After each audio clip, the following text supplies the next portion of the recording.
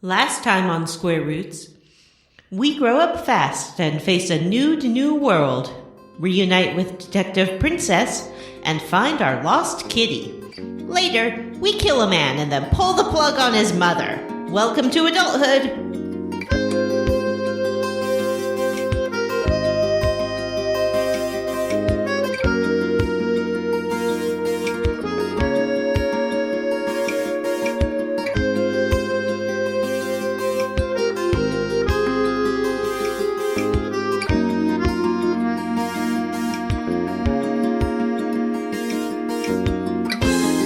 Hello, and welcome to the Square Roots Podcast.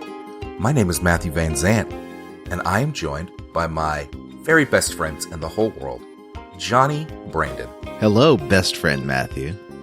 Hello, John. And Vanessa. Hello, I'm Vanessa. That you are. Square Roots, you may ask, what is? That sentence was bad. Square Roots, what is? You may be asking yourself, what is Square Roots? Square Roots, what is? And I'll answer that question for you. Square Roots is a classic RPG podcast where we play your very favorite classic RPGs, one chunk at a time, and then we talk about it. Chunk, what is? Kind of like a book club for games, or maybe Book club, what is? you would prefer to think of it as a let's play for your ear holes. Ear holes? Only ear holes. Unless you're watching Johnny stream. Vanessa has apparently sustained a major brain injury. Jesus. Wow. Wow. Okay, it's going to be that kind of podcast. Now that John has terribly insulted Vanessa, I don't know how this show goes on. Crack my knuckles into the microphone here and get ready to I'm gonna swap out my She's going to headphones. get back at him passive-aggressively by, coughing and tapping on the mic a lot. I can't hear him. He's going to have to turn that shit up or something. Yeah, well, John is very old now, and so his voice is starting to go. He's just kind of croaking like an old frog into the microphone and doing his best. He's having trouble seeing the games because his vision is fading, and his hand-eye coordination is really non-existent at this point. The hand-eye coordination thing, that was always kind of non-existent. In fact, Vanessa... He did have trouble. The buttons sometimes hurt his little thumbsies. Because he had to press them so often in order to play the video game. Is too much thumb pressy for our 20-something friend, John Brandon. In fact, yesterday was John Brandon's birthday. Yeah. And I think that once he gets his headphones back in, maybe we should sing him a little song. Oh, I love Happy songs. birthday I think that's a great to idea. you. It's Happy your birthday, Johnny. to You're very you. old now. It's Happy your birthday, Johnny. I'll hit you with a dear pow Johnny. right in the smacker. Then Happy you'll whack her over and die because you're birthday old to now. you. As a 20-something Gen Z, Times two. all I have to say is I'm so confused by these games. Yeah, I get it. It's like you can't even play with your friends. And you can't do the obbies. Like, who wants to play a game where you can't play obbies with your friends? I tried to put this game on my VR headset and it wouldn't even go. What? I'm young. I hope I that haven't played this game because I'm afraid I'll get sucked into it. You know, like that old movie for old people, Tron Legacy. So, I guess that would be I remember when we were 12 when that came out. No, Tron. Oh, yeah, Tron Yeah, I Legacy. think I was still in that the did womb. come out when we were 12. Yeah, the original Tron, which apparently is a thing, was like this old black and white movie from the 50s. I don't even know. Yeah, that came out during World War I, I think. Yeah. Yeah. Sorry, Matt, you mean War One. World War I? Because that's what we millennials call it, or Gen Zs call it. So this week we are continuing our Breath of Fire playthrough, and this is Breath of Fire Part 5? What is Breath of Fire? It's Breath of Fire, Yeah, what that's is? it. Fire. Breath of Fire, what is? Breath of Fire is a Capcom JRPG from the I don't know what year this came out. Probably the 90s. I think this was 99. The what? The version that I'm Whoa. playing is 2005. All I'm saying is that if you played this game when it came out, you were probably also listening to Limp Bizkit Mm-hmm. and watching Beverly Hills 90210. Beverly Hills 90210. You were probably watching 24 As with a hip Kiva 20-something, Summoner. What's his name? I was a child when this game came out. A little baby. And definitely not in college. Yeah. I am definitely a 20-something Gen Zer, but I also am definitely immortal. So I did play this game when it came out. Oh. But before we talk about Breath of Fire, we have a segment where we'd like to talk about how each of us leveled up. Who would like to go first? I will go first. All right. Vanessa's just going to jump ahead of the birthday boy and go first. That's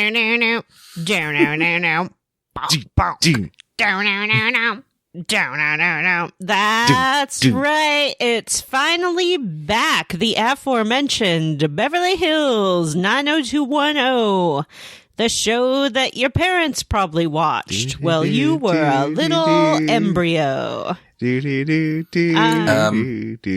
if you were an embryo when it was on, I think you're at least a millennial, right? Yeah. Oh, yeah. This shit was on in like 91. Oh, gosh. Yeah. The show that your parents watched while they were embryos.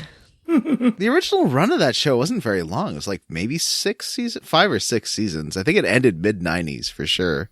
Like, I know still in that high school. Beverly Hills and Melrose Place started while I still lived in Texas, and I moved to Florida in 1993. Wait, did I move here in 93 or 96? Shit, I don't even know. I mean, 2016, 2013, 2016. Mm-hmm. Well, for those listeners who are too young to remember, Beverly Hills was a big, big show in its day. This was back when there were only like 3 or 4 channels, so you didn't have a lot of options. Imagine Riverdale without any of the insanity, and also everyone watched it. There was a But still little bit with of Luke insanity. There was a little bit of 90210. insanity. Yes. Remember also, the single white female knockoff plot line? wasn't that Melrose Place? No, maybe there was one in Melrose Place. So there's definitely one in 90210 where I think someone was best friends with Tiffany Amber Thiessen, but then like wanted to kill her or something. Oh, no. Can I ask a question? Uh-huh. Yeah. What was 90210 actually? I never watched it. What was it even about? Like, was it literally just about the zip code? Was every episode like, welcome It was to about zip code? Beverly Hills High and then School. the Postal Service Mhm. like explains to you how zip codes work. Now, A high school where students ranged in age from about 19 through 30. yeah. It was about Brenda and Brandon Walsh, twin brother and sister who moved to Beverly Hills and make friends with the people at Beverly Hills High School. Mm-hmm. That sounds nice and positive. Making friends is good. Yeah. And there was, let's see, there was Dylan, the bad boy, played by Luke Perry. Rest in peace. There was the rich girl, Donna, played by Tori Spelling. Interestingly enough, the show was produced by Aaron Spelling, her father. There was Brian, the poor kid, played by David Austin Green, Mr. Megan Fox himself. There was... I like that she just married her teenage crush. I know. That's great. Made good for her. There was Steve, played by Mr. Sharknado, Ian Zierling. Ian Zierling. And there was everyone's Their mom, played by Gabrielle Carteris. Their mom, a.k.a. Andrea, also a student, played by... Wasn't it Andrea? Andrea, played by 30-year-old actress Gabrielle. Yep. And there was one I'm forgetting. Oh, Kelly. Yes. Played by... a very inessential character. A very inessential character. Kelly as Kelly. Who played Kelly? Who played Kelly? Oh, I never remember her name. It's terrible. Is it Shannon Doherty? No, that was Brenda. Brenda. Oh. Kelly was played by... And Jason Priestley was Brandon. Jeannie Green? And they hung out and liked to eat peach pits. I remember that. That's right. Yep. Loved eating peach pits, which I always thought were poisonous. But, you know. Not in Beverly Hills, baby. So anyway, that was and the Tiffany show. Amber Thiessen came in later. Yeah, she came in later, hot off of Saved by the Bell. Yeah. I think she came in after Shannon Doherty left the show because she kept getting into fist fights with her co-stars. She didn't last. Old Shannon Doherty had that problem several times, because I know she only lasted like 2 seasons on Charmed. Mm-hmm. Kept getting in fights with the other witches. Yep. So anyway, I had heard that this show was rebooting with the original stars, and I'm like, well, I only remember the show as something that my mom would watch, and I would be forced to watch if I wanted to watch TV. So I wasn't Didn't it reboot before? Oh yeah, they did reboot it as a whole new show, like new young people. I think that just ended or fizzled out or something. Yeah.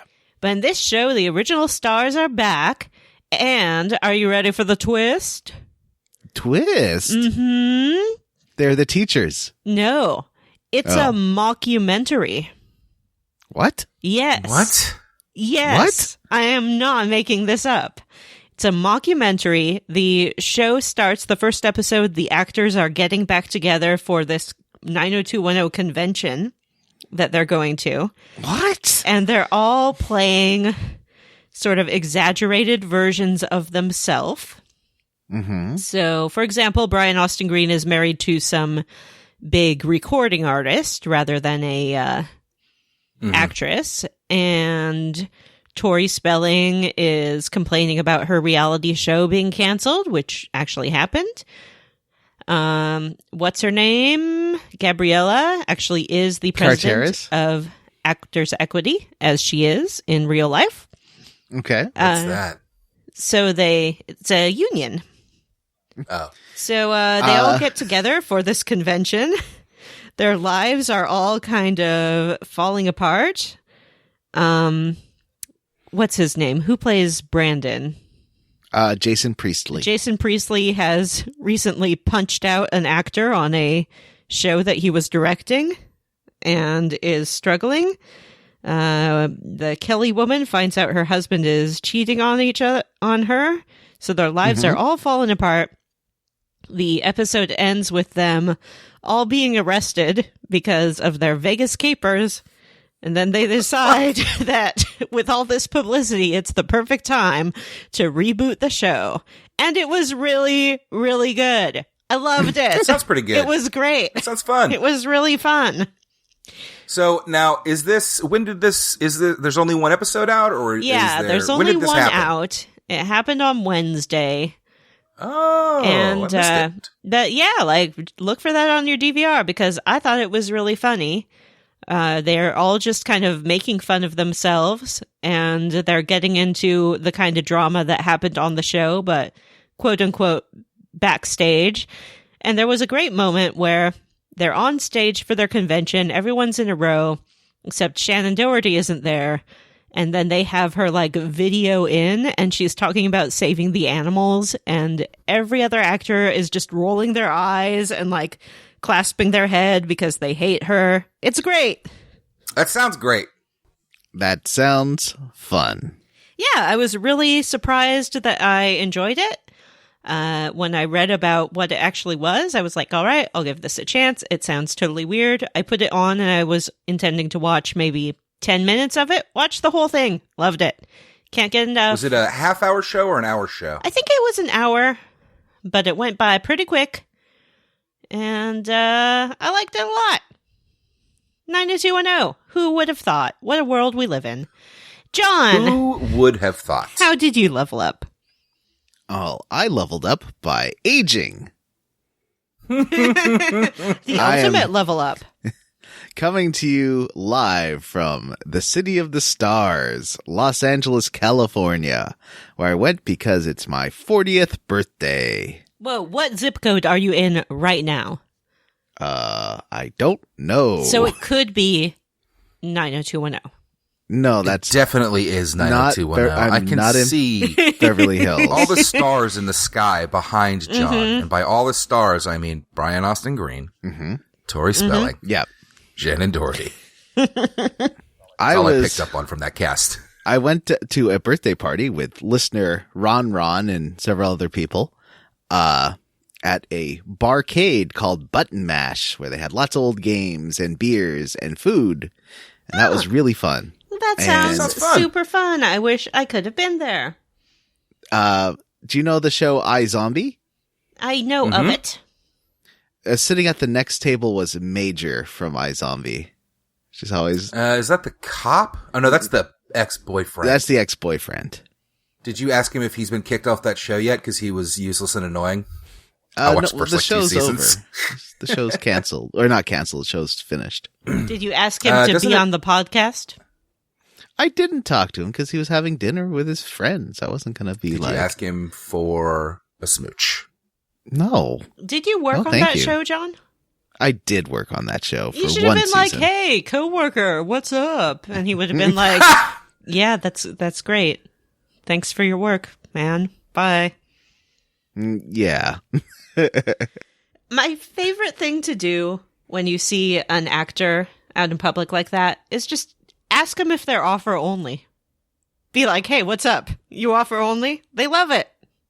Offer only? Yeah, that's an actor who no longer goes on auditions. They only take straight offers to be in a movie or show. My favorite thing to do when I see a recognizable actor in public is ambush them by forcing them to do a selfie with me and then having it not be quite right and retaking it over and over again and just kind of disregarding their personal space and whatever they're doing. I don't like Major from iZombie as a character. I wasn't going to, I don't feel the need to take a selfie with him. If it was someone I really thought was great, like, fictional video game character Zangief, that would be different. Yeah, I've never asked an actor for their autograph or interacted with them outside of very formal settings. You know, if they're at the table or whatever. But even then, I don't like to do it. I'll do it if my friends are doing it and they want someone to stand in line with them. But I don't know, if I want to talk to an actor, I'll just go work as a stage manager. Otherwise I've just been being a tourist and having fun. Oh, I went to, let's talk about this real fast. I went to Knott's Berry Farm. What? I've never been there. I only go to Disneyland because I'm a Disney freak. Well, Disneyland is good. Knott's Berry Farm? Knott's Berry Farm is like a Disneyland, but lower budget. And, but more with like a thrilling Wild rides. West town and with like robbers running through that are being chased by the kids who are trying to catch the robbers. It's pretty cute. Aw.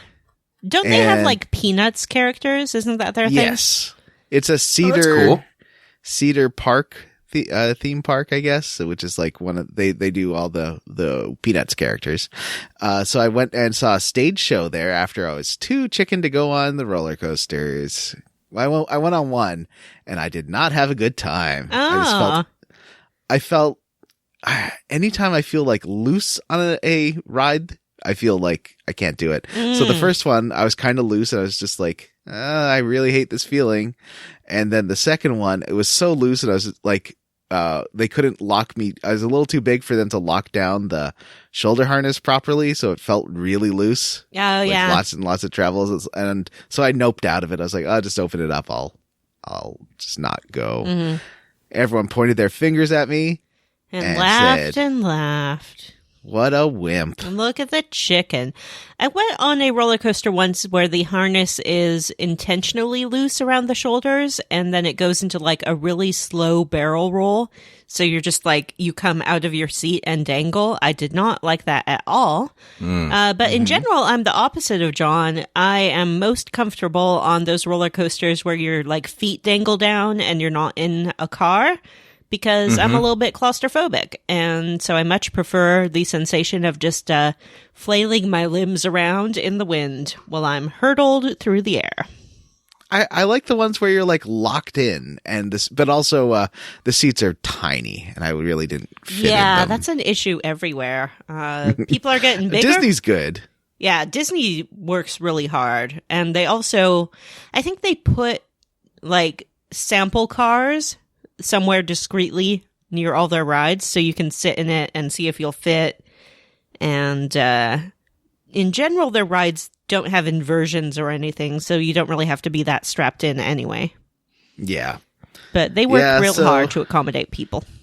I feel like I've hit 40, and maybe me and roller coasters are done. It's been 7 years since I tried one before, and now, did you used to be like a big fan, or have you ever really been into it, or is it just this a change? Yeah, this is a change. This is I used to really enjoy them, but now I just don't feel safe on them anymore. Mm-hmm. I've had similar changes. I used to like Star Tours and those motion simulator rides. Now they make me feel sick. Oh, interesting. Matthew, how did you level up? Yes, sir. Well, since you asked me that key question, John, it's clearly time for Matt's Fire Emblem Three Houses Corner! Ooh. I'm still playing Fire Emblem, and today what did I do? I finished the Battle of the Eagle and Lion. All right. That is the first time that all three houses take the field and fight each other. I don't know if it's the last time, but I'm assuming it's not. And it's still really fun, gang. I have the Square Roots Discord group convinced me to try and woo some of the other houses members over to my team. So I've been working on what's his name? Roland? My beefy boy. Yeah, John's beefy boy, because I don't have any good brawlers, and he's a good brawler. But I have not managed to convince him to come over yet. I read online that, there's a trick to getting them to come to your house, and it's like getting really good stats that they like, which is really dumb. Yes, John. I'm trying to trick this big beefy boy into my house. They're your students.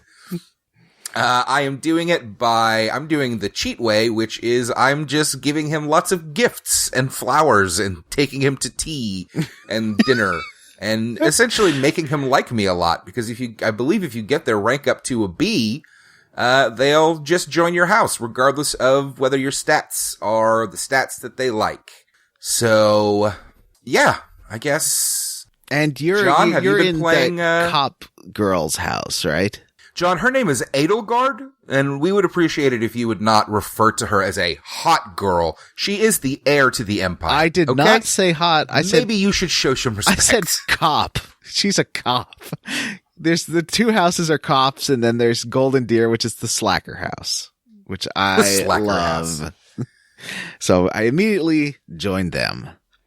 I've been playing a little bit. I almost joined the slacker house as well, because that does seem to fit my personality more, but I don't know. I just liked Edelgard, and so I decided that I would, I assume make her rule the world by the end of this game. That's what I assume is going to happen. I'm in some nonsense. I was playing too many nonsense mini games for a certain Breath of Fire. So I was not able to play this anytime on this trip so far. I also leveled up by purchasing a copy of Street Fighter V. And you can bet that I will be competing in the next EVO, because I am so young and spry, and my my Twitch reactions are still very, very fast. Well, that's a 20-year-old. Who is You're kind of your getting main? old. I don't actually play enough of the game to have a main. I just play. I guess I like Ken a lot. I like Ken and Ryu. I've been messing around with the other characters a bit. I like Laura a lot. The one that I previously said looks like a Kardashian. Like just a very tall, broad woman who beats a lot of people up. Like the Kardashians do. I like her a lot. I gotta start watching their show. And that's about it. I mean, I don't know. Street Fighter's gotten weird, apparently. Like, there's a lot of Capcom characters in it. There is a character named Zeku who has, like, a transformation ability, and he turns into Strider. You know, the old NES game Strider. From Lord of the Genesis. Rings. No. A ranger caught off guard. It's very strange. They also have Cody from the Final Fight series. So I don't know what the hell they're doing, but it seems to be working because it's fun. But I'm terrible at it.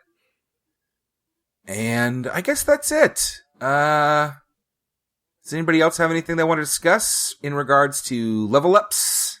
Sure. No. Let's head Vanessa out wants to level up again. to the... Oh, no. It can wait till next time. I may not do anything in between now and then. No, you know what? It's not going to wait. I'm going to say it. I still Do go it. on Level the up Twitch machine. bonus. I finally found a streamer who I like. Oh, Yay. what about Floppy Hair Boy? Floppy Hair Boy is last week's news. This The week, Polygon Boy? He's not a streamer, though, right? one of them is. Oh, really? Okay. This week's news is about this dude who is number 2 in the world at Super Mario Maker 2 Endless Expert Mode. What is Endless Expert that's mode? a mode where you just get level after level after level, and you just play them. And I think he's played something like 6,000 levels of Mario. That's a lot of Mario. Too many levels of Mario. Yeah, that's all he does. He's real good at Mario. That's cool. Is Irish, and I find it very soothing just to have on in the background because all I hear is like Mario music and the occasional like Vic. Oh, crikey.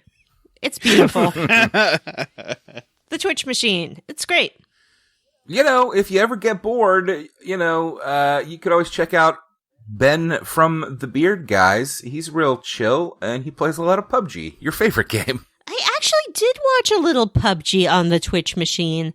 I found it interesting to see. I think that I would enjoy going out of the airplane and looking around houses and finding things and snooping. I'm less interested in shooting people. Mm-hmm. When you get new Lappy, you can totally PUBG with me. Okay. Yay! We'll be the worst That team. was an unconvincing okay. Okay, well, Well, that was a Vanessa convincing found okay. a new boyfriend on Twitch, and that's exciting. This fella, he doesn't even use a camera. I have no idea how floppy his hair is. He might not even have hair. Gasp. All right, well, that means it's time for the main segment of the show. Listeners, it's going to be an interesting week, I think, because essentially this entire chunker is going to be one long John's bullshit minigame corner. Because there's a lot of minigames this week. Yeah, In fact, so we're it's not all gonna minigames this week. we're not gonna segment them out. They are going to be incorporated into the quilt that is this podcast. All right, well, on that note, it's time for the Quest Log!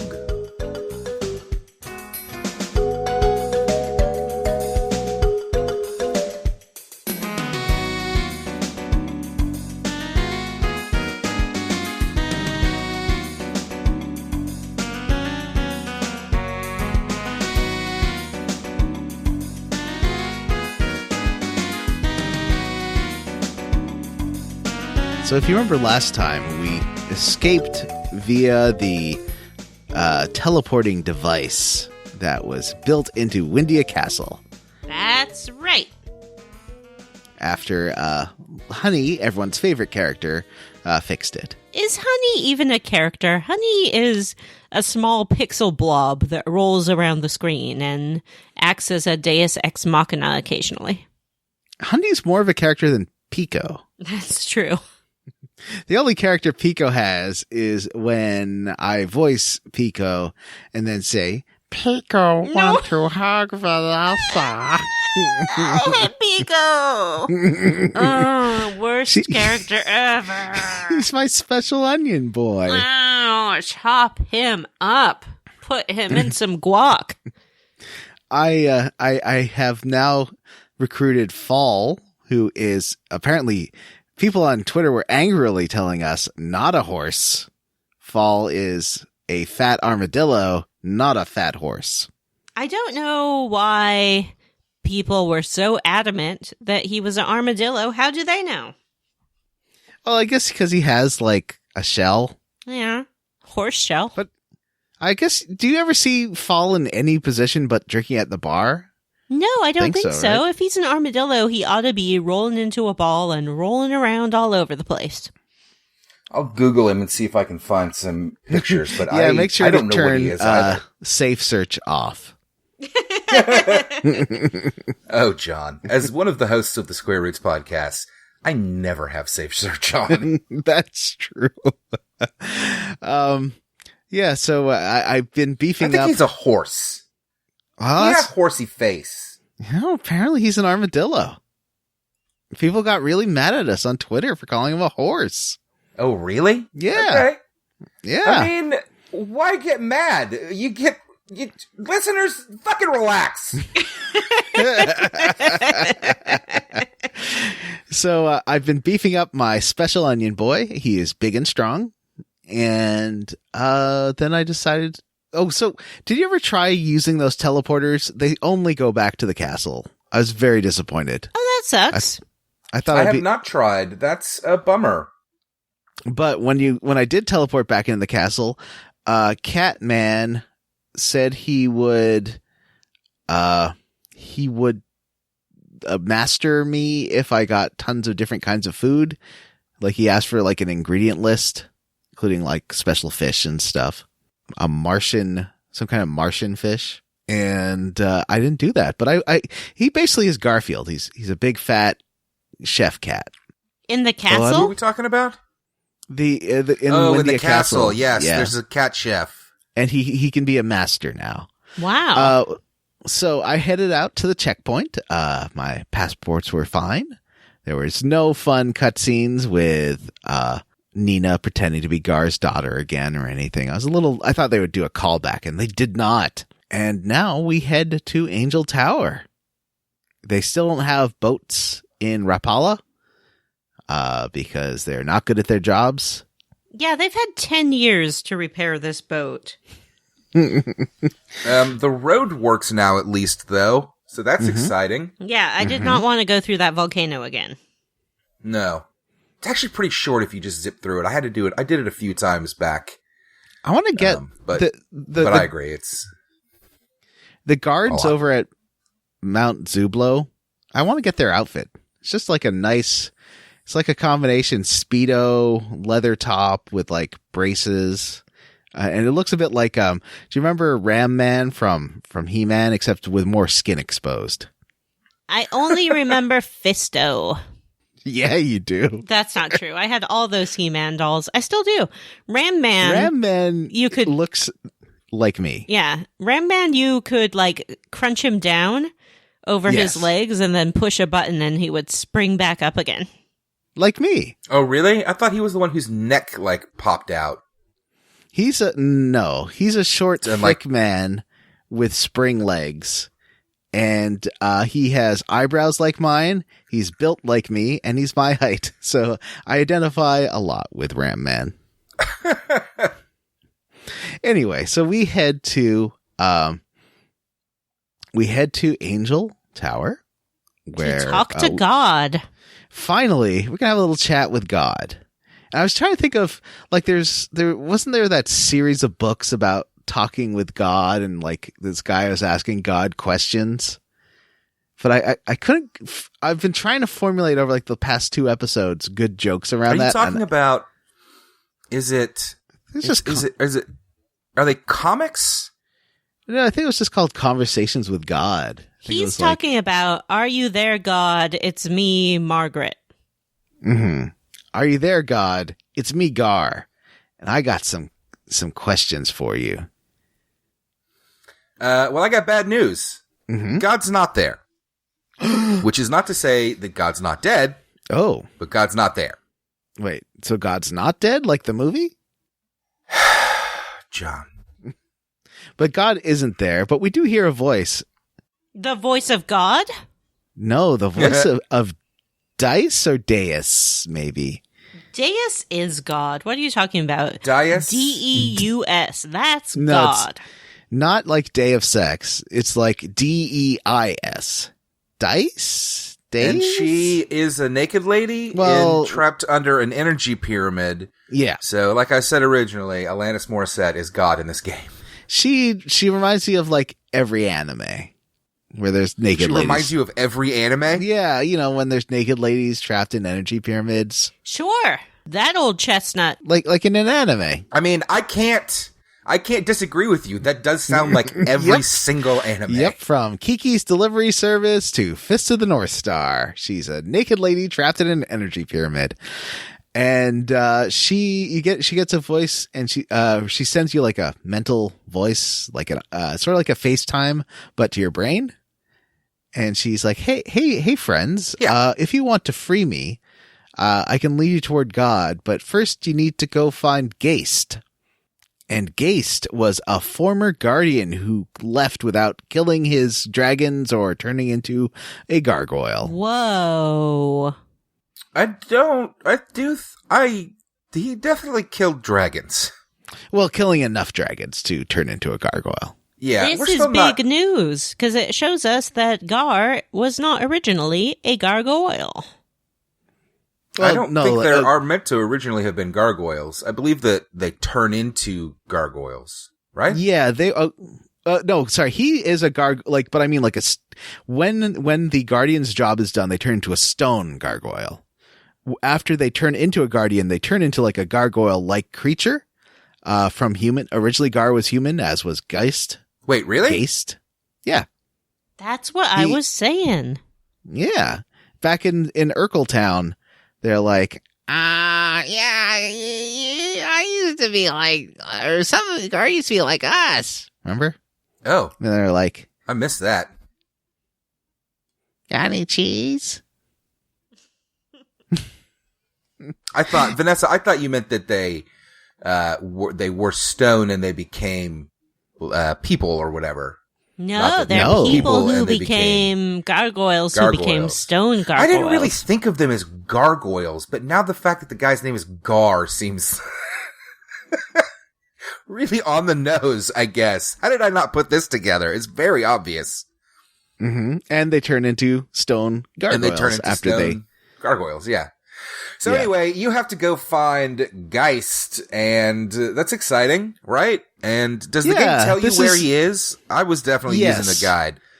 They say he is in south. Well, they sort of don't explain it very well, but they're like, follow the south coast, and you'll get to these tidal caves, and that's where he was last seen.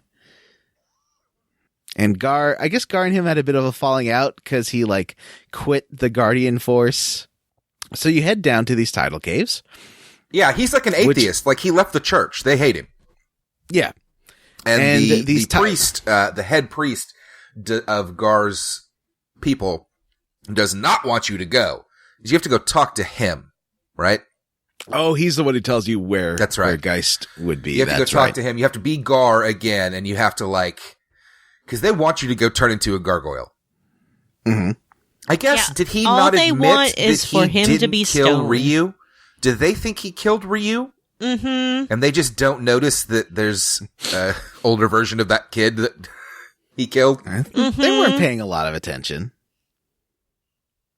And all blue-haired boys look alike to them, I guess. Yeah, I challenge you to like meet a kid once and then 10 years later run into the same kid and recognize that child in a lineup. A lot of people from high school seem to have that ability. Like, people you don't remember from high school, and they're like, oh, it's you. Yes, oh my God. And I'm like, How I do didn't they know do you that? then, and I don't know you now.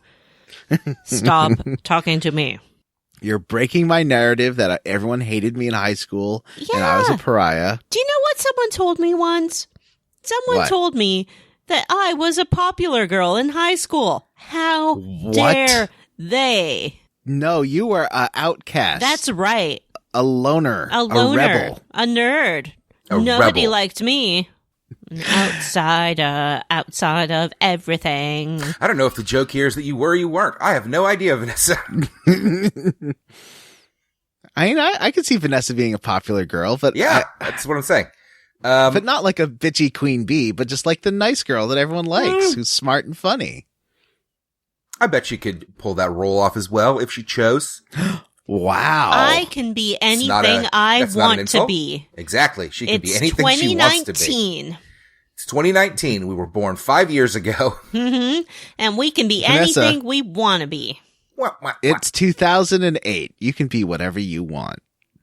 That's right. That's right. One time, do y'all remember that show Glee?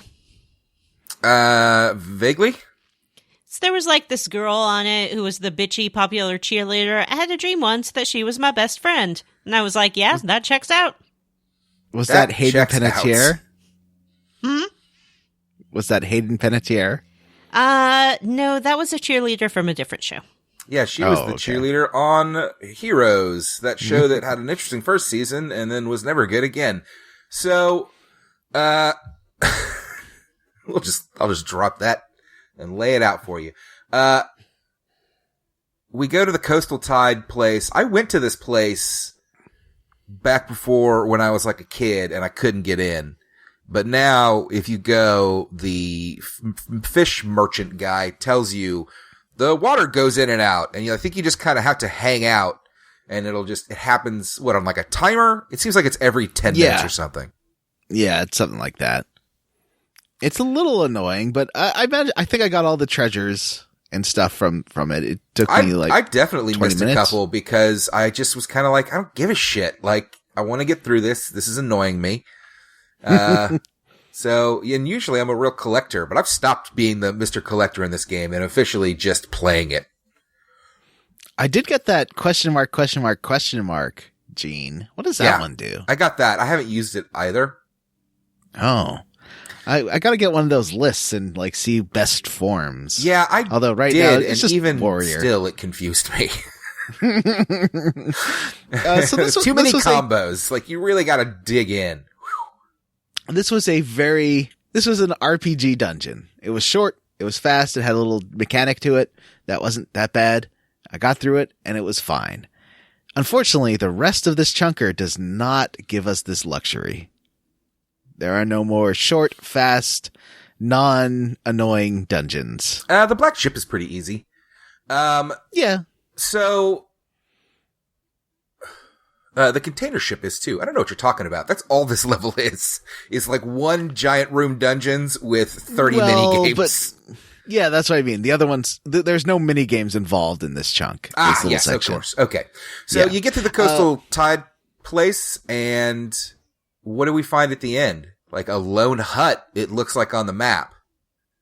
But it's like a town of misfit RPG characters who didn't want to do their... Nice, a place for me, finally, a misfit, an outsider who doesn't fit in. Not a popular kid. Yeah. Yeah, Vanessa would be there hiding from the law like she normally is. As I always do.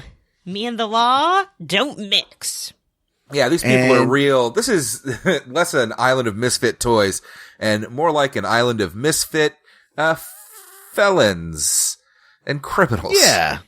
They're all on the lam from the law.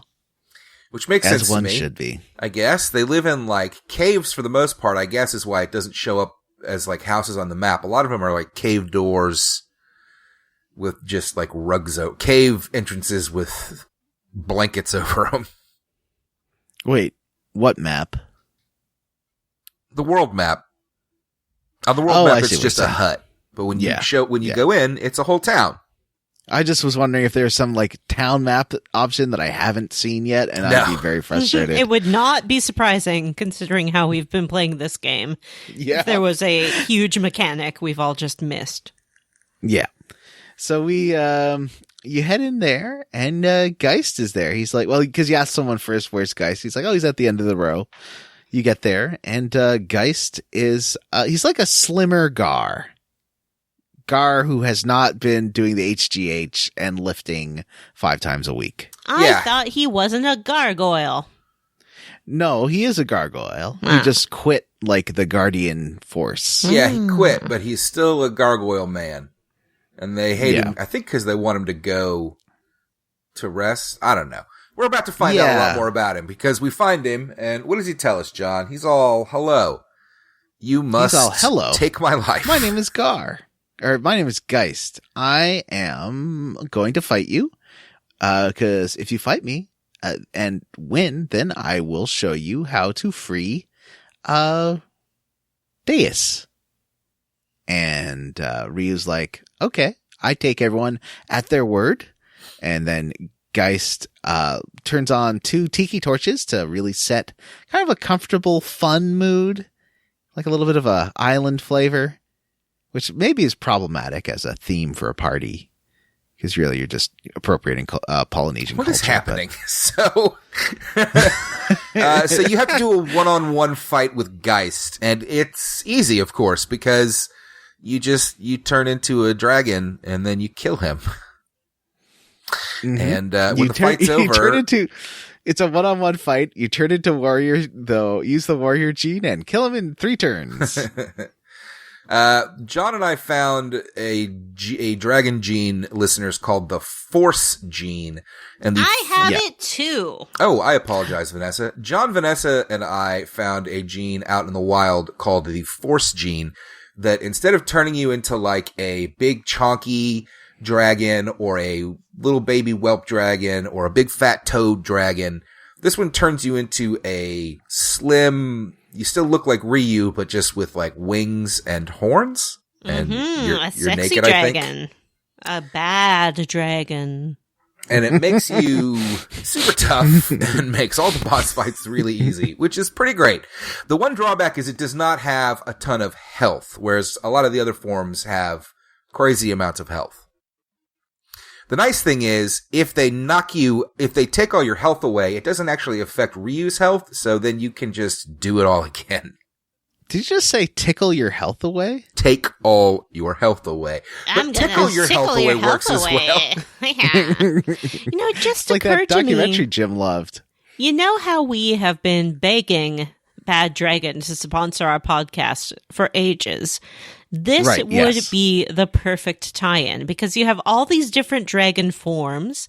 You have the big fat dragon. You have the slim, quick dragon. You have the red dragon. You have a blue dragon. You have the mysterious shadow dragon. I mean, this is a huge tie-in opportunity. There's the clitoral hood dragon. There's the clitoral hood dragon. There's the dragon that lays eggs out of its urethra. The ovipositor dragon. There's the ovipositor dragon. There's the inverse dragon. That's just a fleshlight. Oh. So many good dragons. Does Bad Dragon make gargoyle dildos? Or is it just dragon dildos? I don't know, but I would just probably yes. Please sponsor our podcast.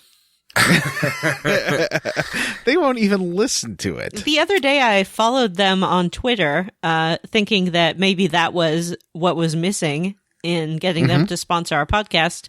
And then these other adult stores started following us because I guess they were watching who followed Bad Dragon and were like, oh, these people must have interests in our products. So all I'm saying, Bad Dragon, is if you don't take this offer up pretty soon, it looks like we might have other options. Yeah, we are a hot commodity. Mm-hmm. Not as hot as your products, but pretty close.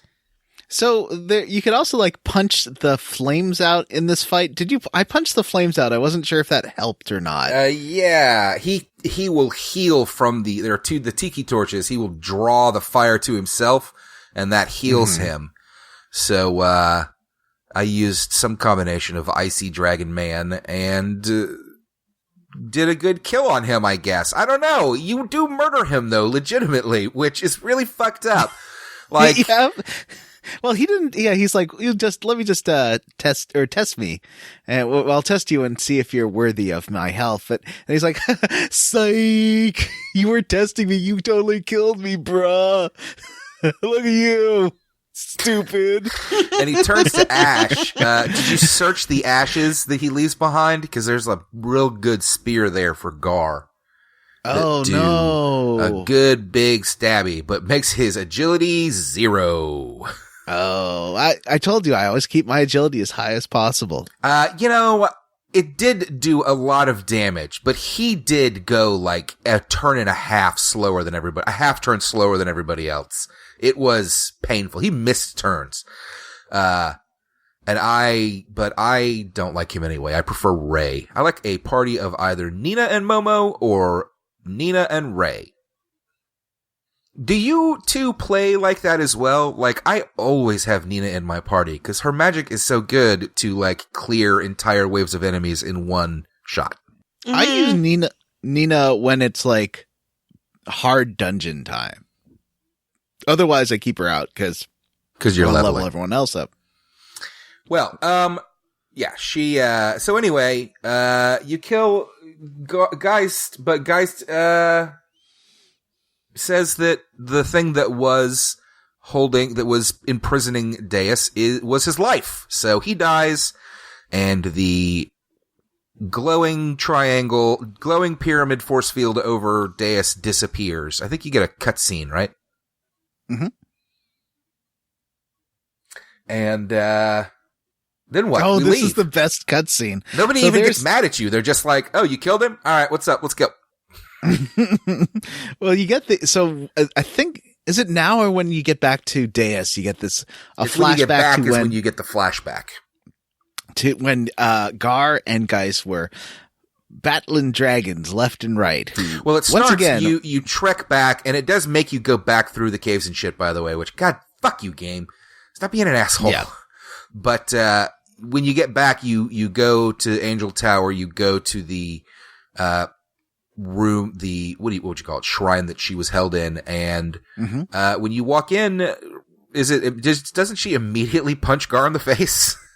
No, it's right after that. You get the flashback of her as a, I think you might be right actually, but you do then right away get a flashback of her telling them, "Hey, don't do this. What are you doing? You're just slaughtering these dragons. You gotta talk to your god, because this seems a little messed up." Yeah, it's Gar and Geist, and they're murdering dragons, and like dragon whelps, like you are or were at the beginning.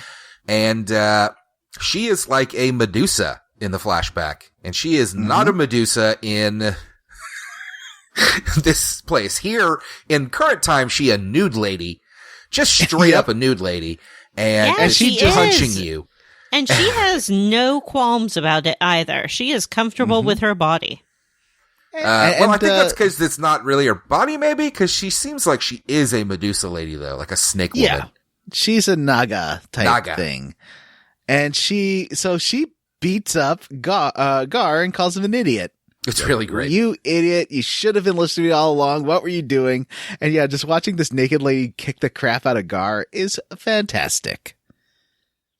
And I don't know what her relationship to the Urkel people is, or with the Guardians. Yeah, we're given no info. Do we even know why she's imprisoned or how this happened? No. It doesn't get into that, right? It just shows her walk up and talk to them as they murder dragons. And she's just like, "Hey, stop it. This is awful." And they're like, "Fuck you." And she's like, "All right, see ya." And she leaves. Isn't she the same lady we saw talking to Ryu way back in the day, though? In his vision? she's not that one because she's dark haired, and there's a light haired lady talking to him in his visions. So it's different. I think it's a different lady. Ah. And also the lady in the visions seems nice, and Deus she's not bad, but she's not like nice. But she tells you that, I don't know, she doesn't like it here. She tells you to meet her at a cave under Mount Zeblo, under the volcano, which I thought meant the cave where I fought the boss. Me so too. I went and ran around in there for a while, feeling like a fucking idiot. I got some experience. It was fine. So, you go past the sexy Ram Man guards again. And then you go to that. There's a weird wall full of glyphs that Ryu couldn't read, but he sort of found vaguely familiar. And it explodes this time. And you get in there, and it's just him and a fish lady. Not fish lady, a snake lady. And the snake lady is like, well, this is my true form. Sorry for the change. And you get an option to say, I liked you better before, or I like you this way anyway. I don't remember what I said. I think I just chose the top option because I was trying to get through it. And I think that was, I liked you better before. Yeah, then you can't get her as a master. Oh, really? Yeah. Yeah, that's super insulting, and she's not going to teach you anything after that. Come on, Matt. I gotta be honest with you. This master system does not seem necessary or even particularly worthwhile.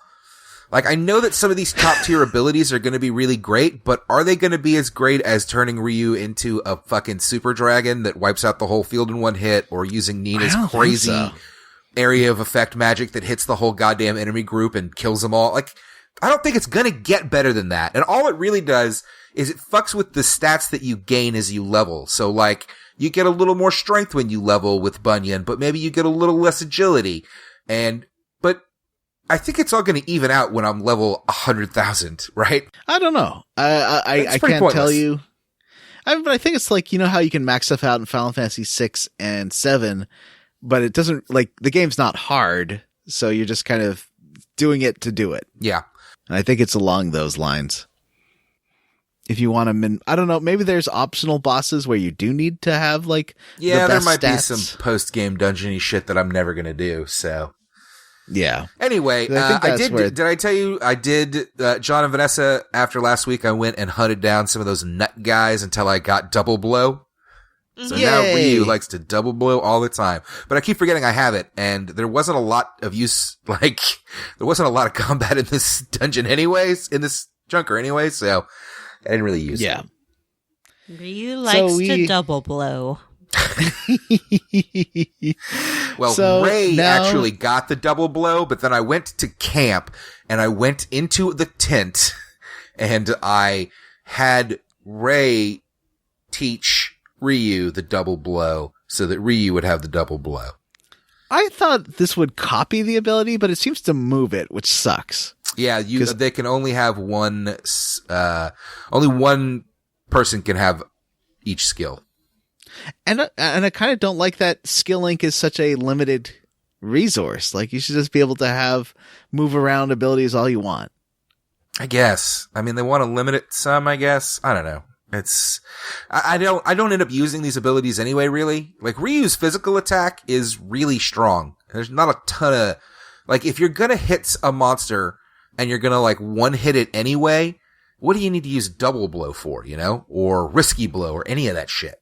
The only time you need this stuff is when you're fighting the bosses, and when you're fighting the bosses, you're really just gonna be a big fucking dragon. The good part about double blow is you get 2 chances to hit. So on high high agility, low HP monsters, you know, that you miss a lot on, you get 2 attacks. So you get a second. See, I don't miss on those a lot, because Nina blows them all out of the area on the first hit, because her agility is super fucking high and she always goes first. And it's wonderful because she can just wipe the whole screen out. And that's how I'm playing this entire game. Yeah. She says, well, you need to, if you really want to talk to God, you're going to have to go back to the other continent far to the north, I guess. This world's weirdly shaped. Yeah, And she's like, God, what if God was one of us, Ryu? What if God was a hobo that took a bus across the ocean, and that's where God is? Go, if you want to go talk to God, you gotta go there. Yeah. And she like she makes Ryu glow, and this glow is like pointing the way to God. So Kind of a Shadow of the Colossus type idea. Except the Pope may be in Rome. How long is the game going to expect me to continue to play along with the idea that this isn't just another alien monster that we're going to have to destroy? You know? Yeah, I don't think I think this is going to be another murder. Have we murdered God before in one of these games? I guess we did in 10. Final I Fantasy feel like 10, we've right? murdered God in a lot of games. Definitely you murder a god at the end of Final Fantasy IX when the god of death shows up and you kill that fucking thing. Yes, that's you true. Murder God in Final Fantasy X. God definitely gets murdered in Final Fantasy VI and then you do murder God because what's-his-fuck becomes God. Yeah. We've killed a lot of gods. What is it? Okay. You know what? Tell me all the gods you've killed. 'Cause I'd really like to see 'em. So where we left off, yes, John said the right thing probably and got to use her as a master. I'm sure she taught him some real fancy skills, but then we decided to go to Junktown. Why do we go to Junktown?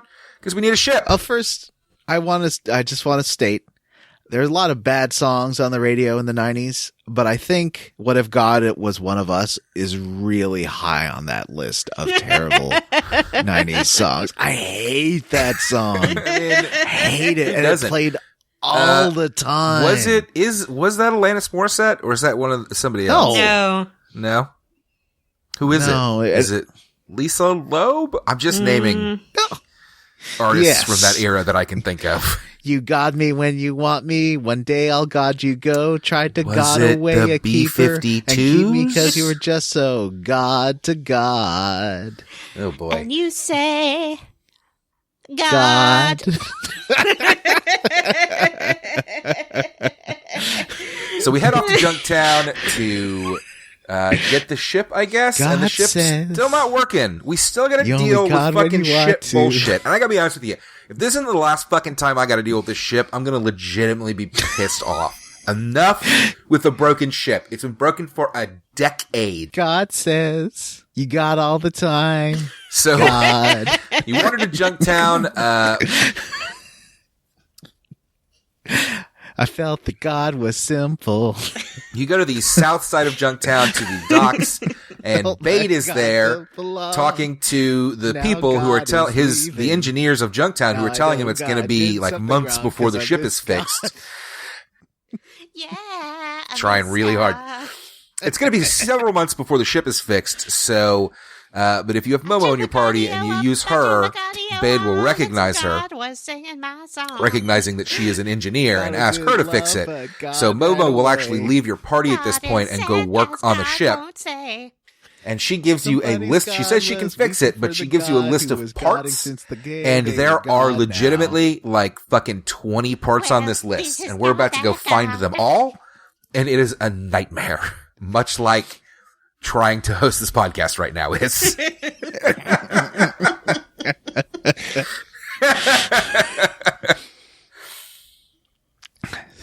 So, yeah, this, we head to Steel Beach. Which the parts is finding minigame isn't that bad. I kind of liked it, actually. I think I had to go back and forth several minigames, times, and I was very angry about it. I think it took me 3 trips. Before you can go to Steel Beach, the people tell you that you can find the parts at Steel Beach, but before you can go there, you have to go back into the city and get permission to go there. Did you ever find this guy, John, or did you quit here? No, I found, okay. So I think I was messaging Matt from maybe the airport or something when I was doing this. What happened was I didn't trigger the cutscene with Momo where she gets the parts list. So then I couldn't talk to the chief because, basically Bade's like, oh, go find someone to tell you, where to find parts. And so I did that, but no one, didn't progress. So yeah, after I found, went back and did the thing with Momo, then it was fine. It was easy and I got to the beach. And you get to the beach and they're like, well, we might let you find some parts here. But machine scavenging's kind of our thing. We're in a union. You haven't paid the dues yet. There's a whole initiation process. How about, if you have a beefy boy, why doesn't your beefy boy help us rope in some salvage? No, we got a beefy boy. We do got a beefy boy. Mm-hmm. So Gar puts his muscle cleavage to use and helps pull on some ropes in, not the worst minigame in this chunker, but it's there's quite a tough time with it. There's a monkey with two flags. One is a stop flag. One is a go flag. Well, one's for the other guy pulling a rope and one's for you pulling a rope. And you have a little counter of how much rope to pull. And you have to be within 2 meters of each other or else you fail. If you try pulling the rope when the other guy's flag is up, you fail. If you don't do it fast enough, you fail. Mm-hmm, if you don't keep it to within a certain number that the other side has, you fail. And that is what really fucked me up. This one I found pretty easy. This one, and I'll say this off the record, this may have been because touch controls on a cell phone are not good for this type of minigame. Right. So basically consider this like, say there was something where you wanted to finish at the same time as someone else and you kind of have to pace yourself. Yeah. Like, say you're having dinner and you didn't want to be eating while the other person's already done eating way before. That happens to me all the time. I'm a quick eater and then I'm just like, well, here I am. Yeah, I'm kind of bored. I just want to go home. Mm-hmm. But no, what you should do is really try to pace your eating so you both finish at the same time. Yeah, it's very true to life. You wait until the flag is up and then you pull on it, but you don't want to go too fast. No, you got to keep a good rhythm to match the speed of your rope pulling partner. That's right. Yeah. So that's what this minigame is about. It's about being a better lover. Well, I had a tough time with this one and I hated it, but eventually you pull up a giant crab thing and it tried to kill you. Just like love. God damn it.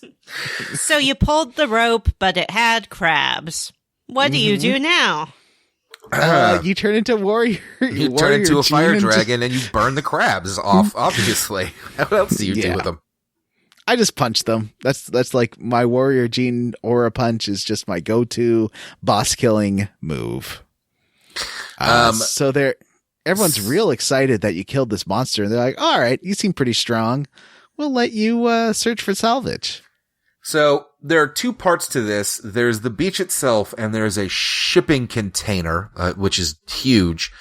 The shipping container is what they won't let you in. You can actually just search the beach, I think, whenever you want. There are a lot of pieces on the beach itself as well, and you just have to do a lot of turning the camera up and to the left or right so that you can see something in the corner and go pick it up. But there's a ton of these things, and I had a real hard time finding them all. Just particularly like a last one or two. I thought I had them all, and I went back to Momo, and then she told me no, and I went back to the beach, and I went back to Momo, and she was like, you're a fucking idiot, and then I went back to the beach, and then I went back to Momo, and she was like, can you do anything right? I don't know why I found this minigame so satisfying. It's like, it really hit a primal, I like moving the camera around a 3D area to that's find funny. You hated it objects. At the beginning of the game. Now it's your favorite part of the game. I don't know. There's something I really liked about this dumb camera moving stuff just for this one mini game. Apparently there's a VR game called Astrobot, I think, that's kind of like this mini game, but the whole game is that. It's like a Mario style platformer where you're trying to rescue people, but you have to like look around in VR to find them. Interesting.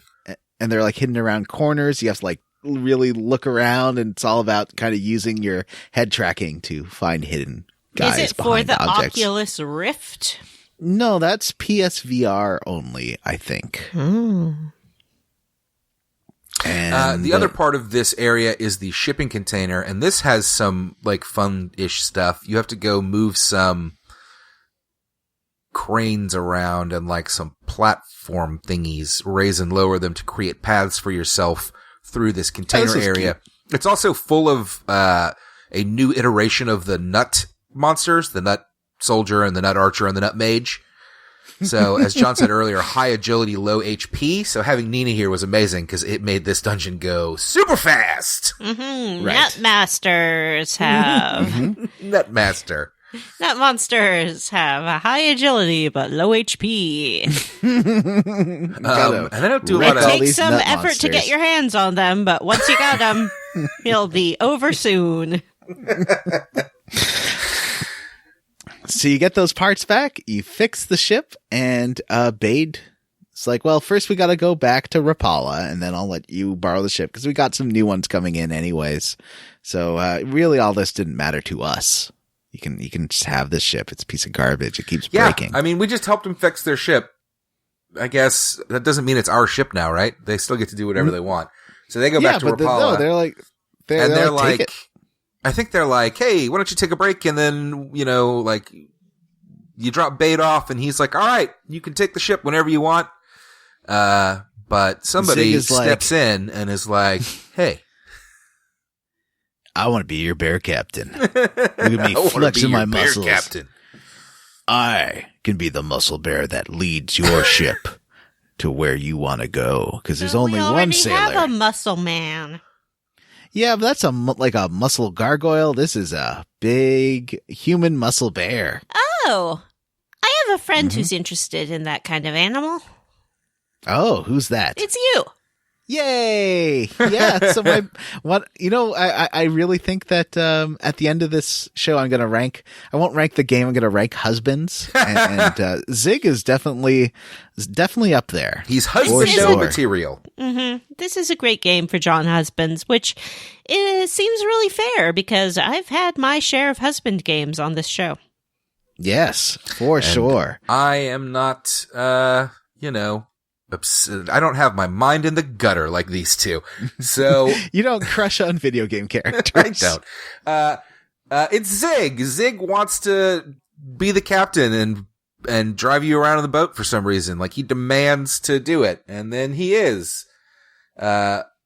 So after you do whatever you're going to do, you go get on the boat, and Zig, I don't know, it's fun. He gets little cutscenes every time something's going to happen, and he's like real eager to show you that he's the best or something. I don't know. He's kind of a crazy person. He talks about Bade a lot, and like that time he got his butt kicked. Yeah. I'll show you it's not like back then. He's really obsessed with high school in a way that people I know are. Once again, not those healthy. People who tell you that you were popular in high school when you were a loner with no friends. But unfortunately, you can't leave the inner sea. All there is a fishing village to the north of Rapala. And this leads to yet another fucking goddamn minigame. The sea just tosses you around. The sea won't let you. It rejects you. It pushes you away. Oh, sad.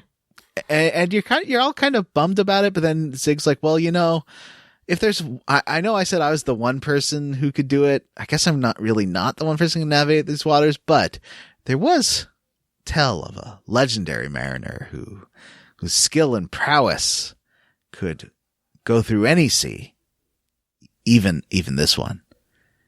And so then, I guess using intuition or a fac, you go to Parch, which is the town north of Rapala. And people are like, oh, yeah, our mayor knows a lot about this legendary mariner. Why don't you go talk to our mayor? And I'm like, oh, well, that sounds fun. This sounds like a little quick quest. I'll go talk to the mayor, and he'll tell me where to find the legendary mariner, and it won't be the worst thing in any game we've ever played. Oh, come on. It was not that difficult. It took a half hour at most. It turns out that the mayor of this town, Parch, is in such a mood.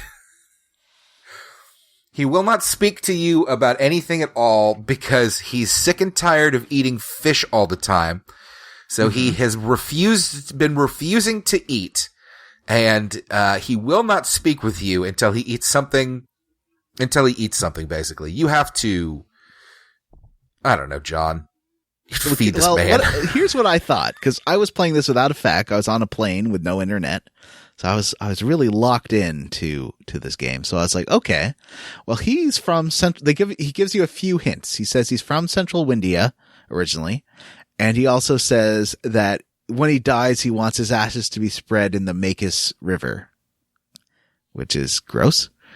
But yep, no, please don't pollute our rivers with your dead body. It's fine. It's natural or something.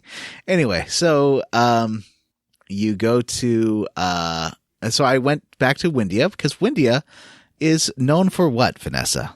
Bread. Fresh, baked, wonderful bread.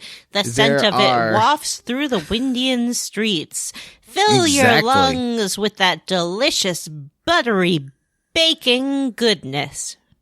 So I was like, obviously, the reason that no one will shut up about bread in this stupid town is because they were prepping you for this very moment where this guy hates fish. So what's the one thing you want to feed him? Bread. Something that's not fish. Bread. So I went and got some bread. Although I know there's a store you can buy bread at. I couldn't find it, but I managed to just pick up some bread from a shelf. Do you know where the bread store is? Because I know there is one. It's in the upper area. It's like the third bread baking house. A woman will sell you some bread. It's 20 gil. I remember it's no big deal. Was just I remember that. Bread. So I spent half an hour trying to find where to buy bread, but I just managed to pick up some bread. So I was like, okay, fine. Now I'm going to go all the way back. So you go back to your ship in Rapala. To walk from fucking Windia to Rapala, which is a long way on its own. The tank controls of driving the boat are quite something too. Definitely very Resident Evil 1. And you get back to Parch, and I was like, okay, I've got my bread. He's like, oh, I'm so hungry. I got bread here. So what you really have to do is go to Makis Gorge, which is, I believe, where we found the Force gene, isn't it? Found some gene there. Thorn gene, maybe. I know that's where we fought Stallion. Yes, and there is a hut there where a nice lady a nice couple is there with their daughter, and the wife will explain to you that people really love sushi, even people that don't like fish. I'm kind of surprised the daughter wasn't more froggy. Because the husband was a frog. Was he? Yeah. She had green hair, I think. Okay. She tells you everybody loves sushi, and hey, I'll teach you how to make it. If you want. Shisu, excuse me. Yeah. She tells you that you need grain, and you need fish, and you need, what else? What are the other two? Well, the ingredients they list are mackerel, vinegar, you need, horseradish and shaley seeds. And, these are all what I think TV tropes would call XPs of actual sushi parts. So the what's the super hot green stuff? Wasabi. Yeah, it's wasabi and I guess soy sauce maybe, and rice and fish. But you're using different versions of it. You have to go catch a mackerel it has to be from this fishing spot right there. This took me an hour. What? It took you an hour to catch a mackerel?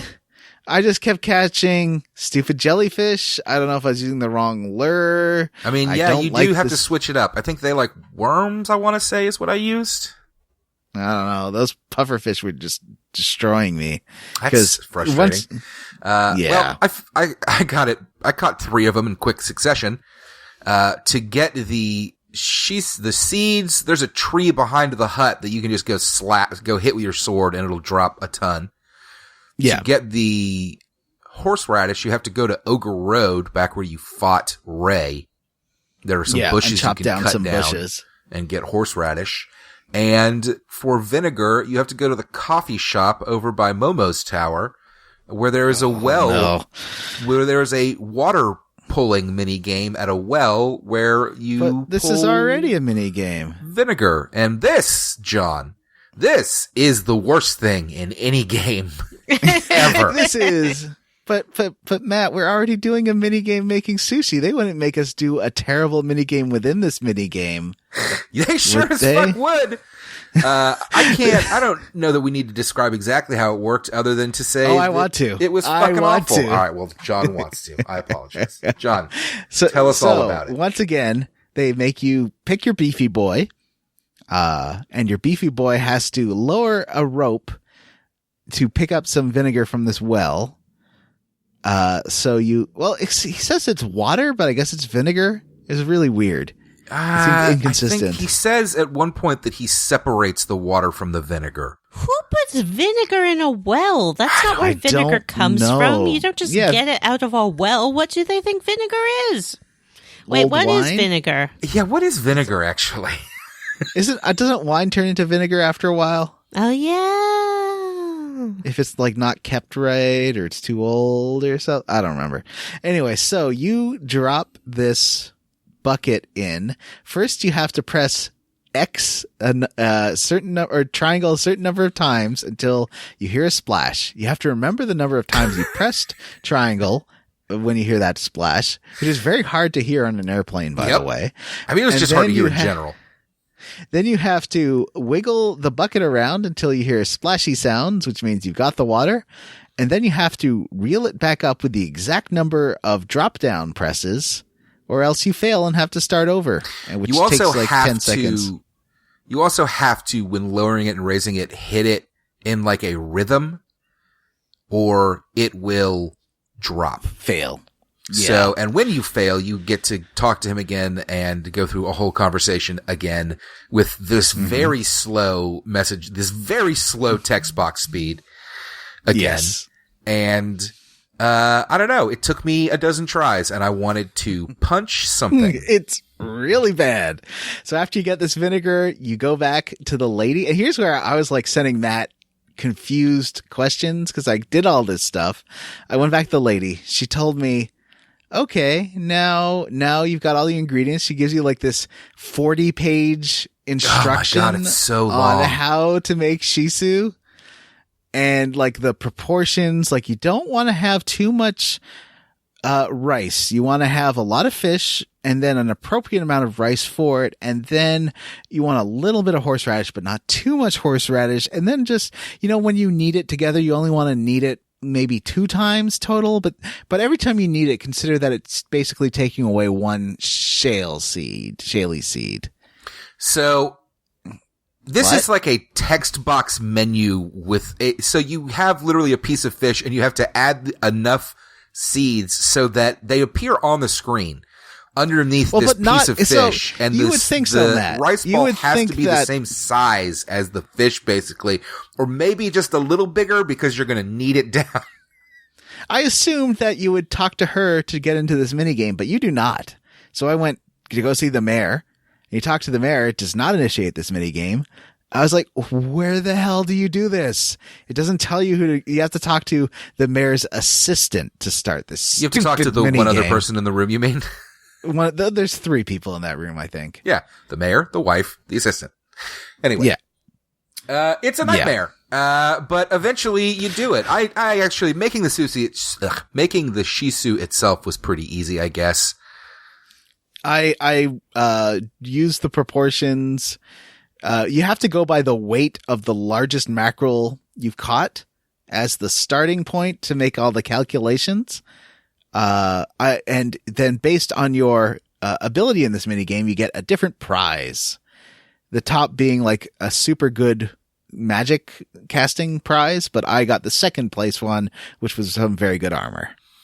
I got like a wisdom seed, so I did not do great, but I did it on my first try, and that was fucking good enough for me. So I made some sushi, and the mayor he finally decides to tell you all about. Did he like it, or does he complain about it? He liked mine.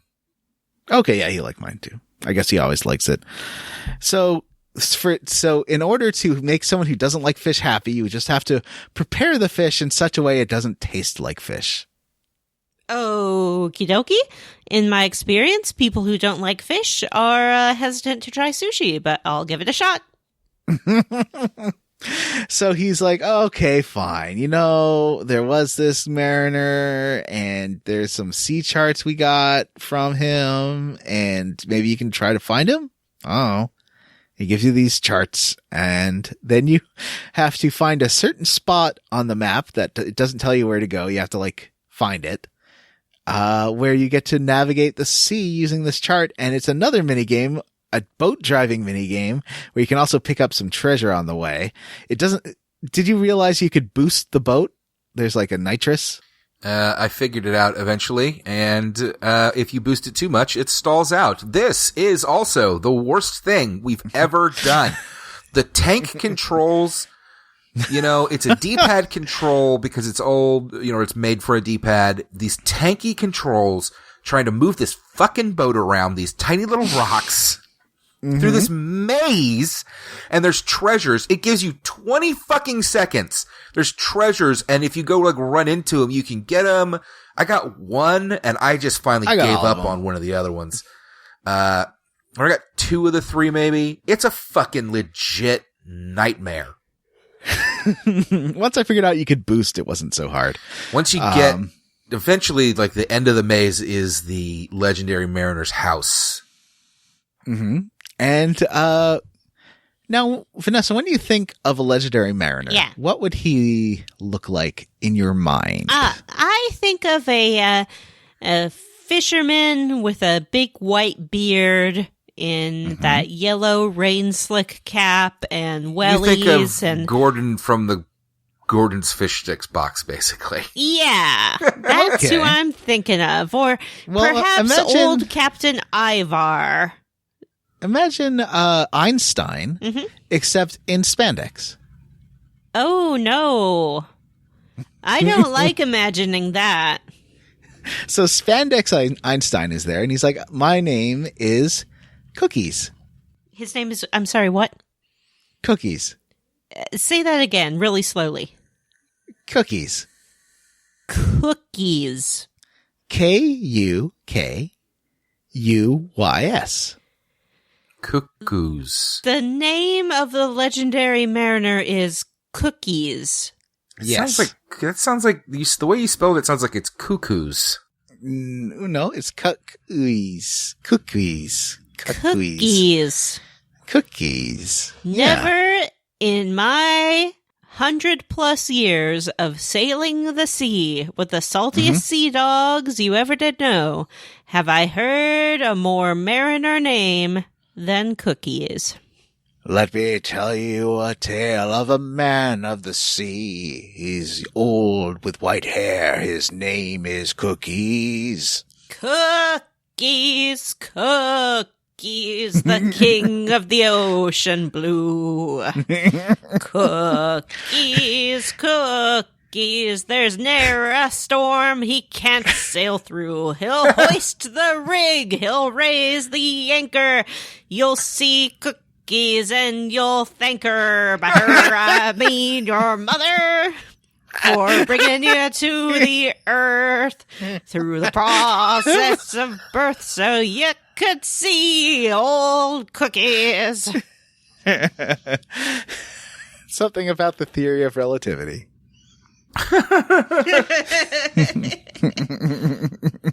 So the legendary mariner basically tells you that it is impossible to cross the sea. Yeah. Kukuys does tell you basically, you won't be able to do that in that piece of garbage boat you have. Your boat is terrible. It keeps breaking. It sucks. Don't use it. He's like, but, I'm actually not a great mariner. I'm more of a castaway, more of a Tom Hanks FedEx employee kind of scenario. Old Kukuys was out on the sea one day when there came a raging gale. The ship, it creaked, the sail, it snapped, and Kukuys started to wail. Then on a sandy shore he landed. Kukuys was all alone. So he built himself a raft of leaves and sailed himself back home. Oh, Kukuys, He didn't make it, though. the legend of the 7 seas. I feel like the chorus has changed, or is this a different Kukuys song than the previous Kukuys song? Kukuys deserves many, many songs in his his The honor. cookie shanties. I mean, you have to collect them. They're all over the game. You haven't found these, John? But what he tells you is that he is like a castaway. I think he's stowed away on the black ship. Now, here's a fun thing. There's a black ship, and I don't think we mentioned it. But earlier on, when you're traveling the sea, there's a cutscene where you see the black ship off in the distance. And many people in the towns have talked about the black ship on this that's sailing the sea. Yep. They're really Chekhov shipping this. Yep. And so this is like an automated shipping. A lot of people ship Chekhov with Sulu. This is like an automated shipping ship boat. And you're gonna have back to go. in the day, the only way to ship it was by hand. But now with archive of our own, from what I understand, you can automatically ship any pair, any trio you do dare. Shipping. Shipping I hope without that she composes one that is both yes. song about Cookies the without sailor a captain. Cookies uses GPS. and Bad Dragon Dildos.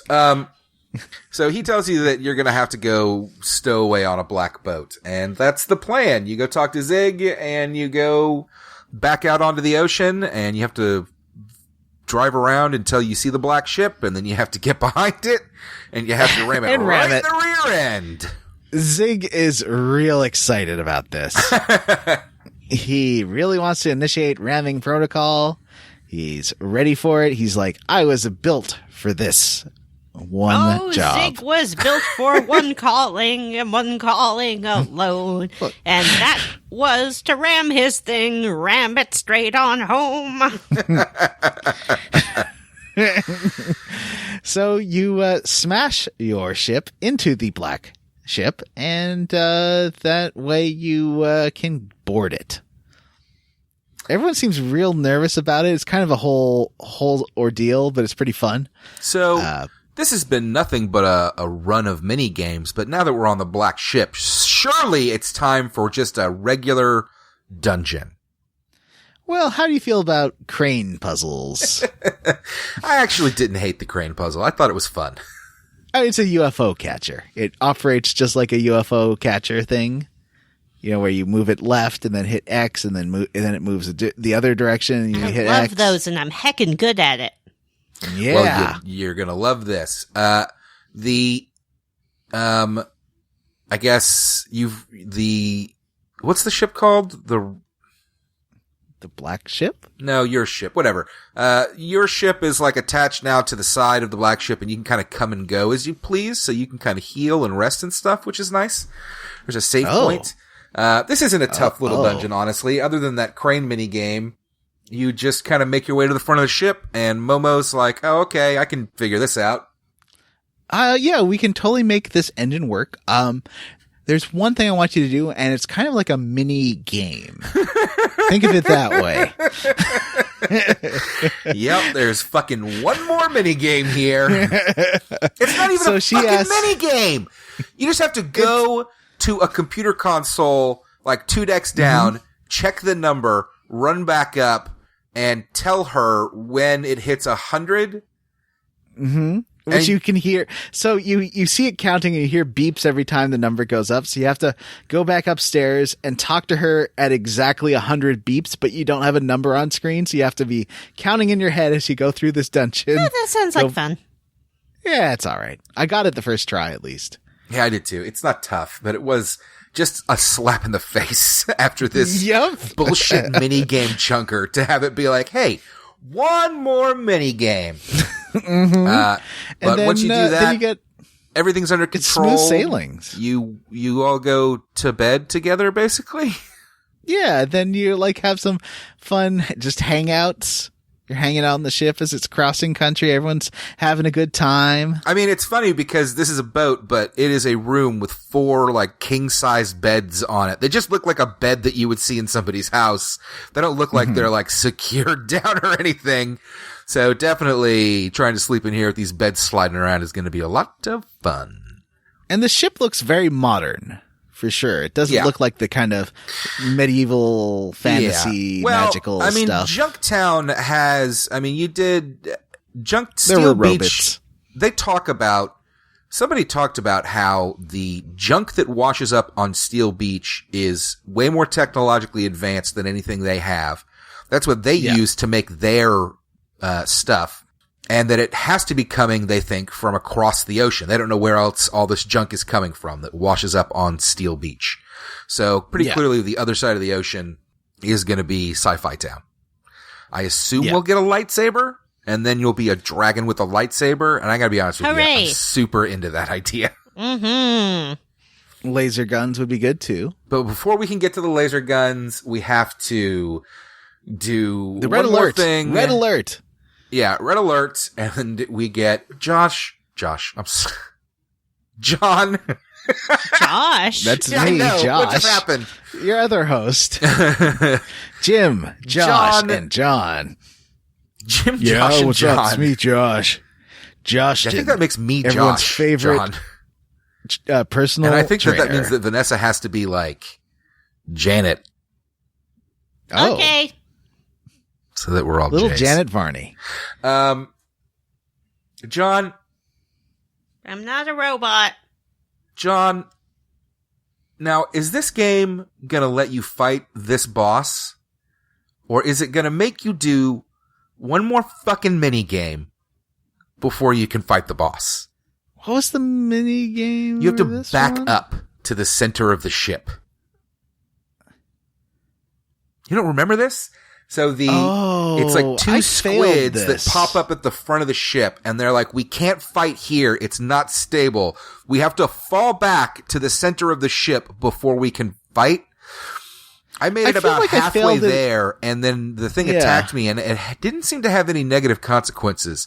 So not only do they jam a tiny mini game in before this boss, but it's a pointless mini game. I wonder, because he was really hammering me with tsunami attacks. I wonder if that was part of it because I wasn't far enough back. I think that could be it. I had that same problem too. Maybe he would be less. Maybe he wouldn't be able to cast. Maybe they would not be able to cast tsunami if you were in the center of the ship. But I don't know. It doesn't say. I wish I had equipped. I got this ice armor, but I didn't equip it, and I think that would have really helped. I had an ice ring. I mean, I would have been. This was a super easy fight for me. They are icy, so if you use the flame gene with your force gene, you can do flame attacks on them. But I didn't even need to do that at this point. I almost killed one of the bosses with a reprisal attack by Ryu. He did 1,500 damage, and the thing died in the next turn. The second turn. It was pretty fucking great. Well, that is amazing. And this is just a little two snaily buddies. So it was a fairly quick or squids? Fight. Or squids? Maybe they're squids. Yeah, they're like squiddy octopus. You're right. Sorry. Two squiddy buddies. Squids. Yeah. And that's it. Vanessa, we did it. Yay! We did the squids, and we land on a beach on the other side of the ocean, and that's where we leave off. Mm-hmm.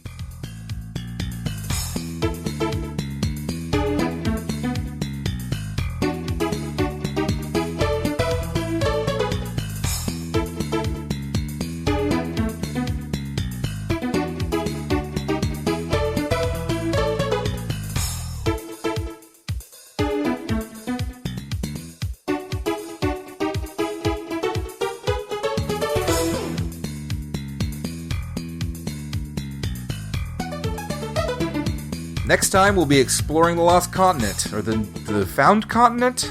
I don't know what it's called. Whatever. I'm excited to see it. I bet it's full of beep-boop robots and all kinds of exciting things. I hope it is. I would like a change. I would be excited to switch genres in the middle of this game. Mm-hmm. Maybe it'll go all steampunky. That could be fun. Yeah.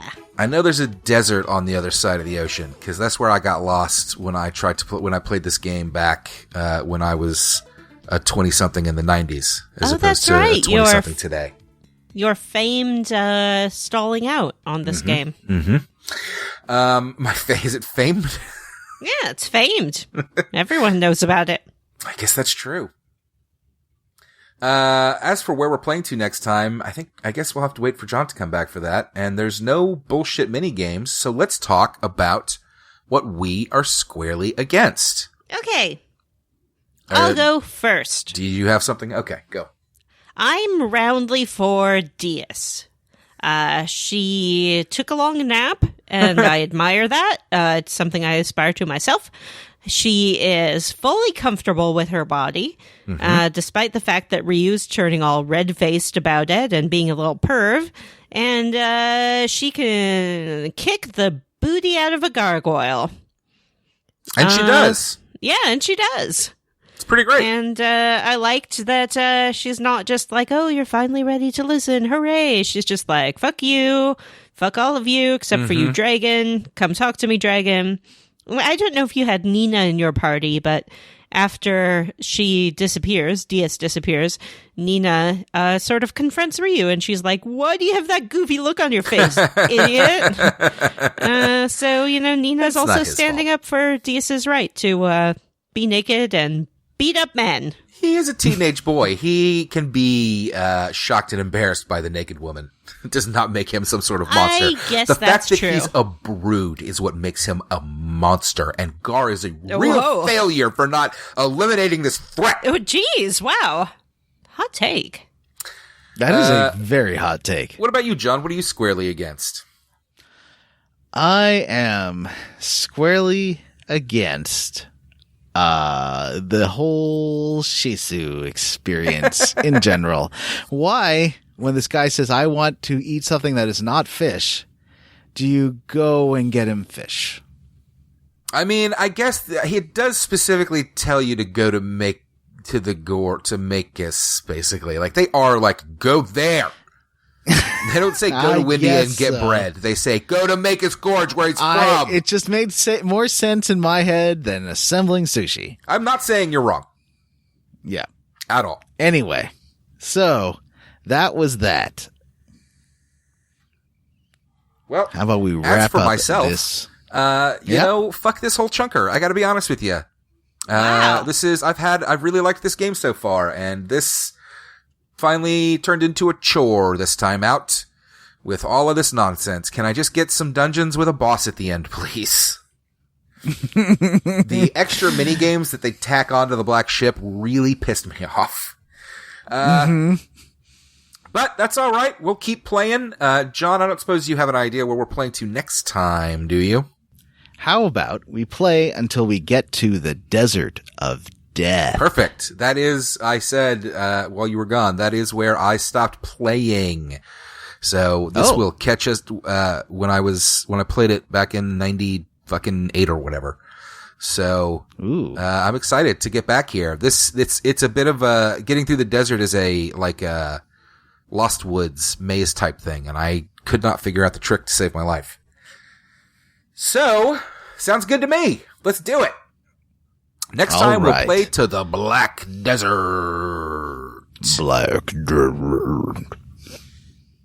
Wait, Black Desert? Desert of Death? I don't know. What's the difference? I think it's the Desert of Death. You're the one looking at the thing. Yeah, just say things like that. Desert of Death. All right. All right. Yeah. So, that's it. We are done.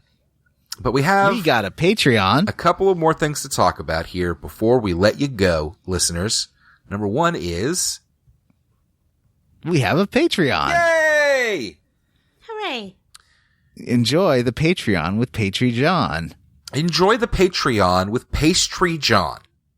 With Pastry John. John will bake a delicious treat and post it to a video of that baking experience. He'll live stream himself baking.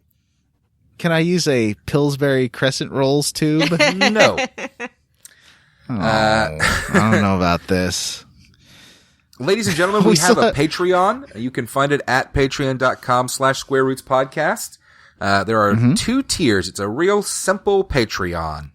2 tiers. Tier 1 is, tier 1 comes down my left eye, and it is, the $3 tier. So, that one gives you access to all of our bonus episodes, past, present, and future, Last month we did a Spider-Man Far From Home discussion.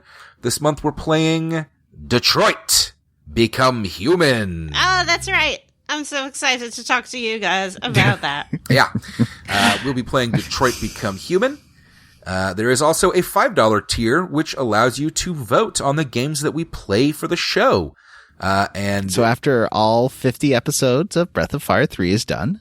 Yeah, after all 1,000 episodes of Breath of Fire 3 is done, we will probably have another vote. So yay. Please check that out. And one of the benefits of being a patron is that just total brain fart. Read your name. Regardless of what tier, we thank you on the show. And who wants to get us started there? Oh, well, I think I will. I think I'll read the first one and then the last one. So, we'd like to thank Carson Clark, Andrew Harrison, Tyler Perry's Medea's Disc 3 Crazy, Gregory.